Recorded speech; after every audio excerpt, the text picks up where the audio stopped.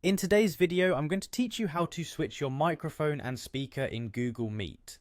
This is a simple process, and by the end of this guide, you'll be able to manage your audio settings with ease, ensuring that your virtual meetings run smoothly.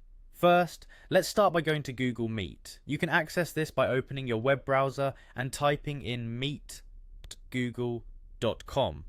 Once you're there, you'll find yourself on the homepage of Google Meet, which is your starting point for joining or initiating meetings. Next, look for the option that says Start an Instant Meeting. This button is typically easy to spot and allows you to quickly begin a meeting without needing to schedule it in advance. Click it, and in a few moments you'll be inside a new meeting room, even if it's just you for now.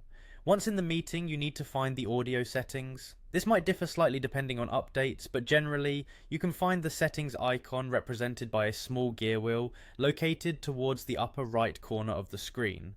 Click on this icon to bring up the settings menu. Inside the settings menu, you will see a few options, one of which is audio.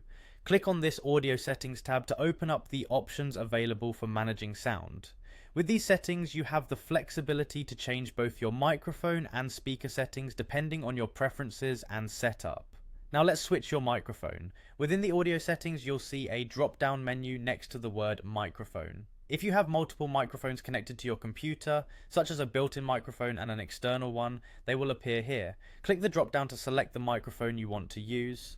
Be mindful of indicators that suggest input is being received from your chosen microphone.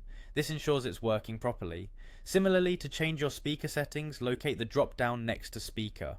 Here you'll find a list of all available audio output devices, such as headphones, built-in speakers, or Bluetooth connected devices. Select the one you wish to use for the meeting. Once again, check if the audio is playing correctly by testing it, if possible, to ensure everything is functioning as expected.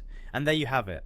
By following these simple steps, you've successfully managed to switch your microphone and speaker in Google Meet. This flexibility is particularly useful for different scenarios, whether you're using a desktop at home, a laptop on the go, or a conference setup in an office setting.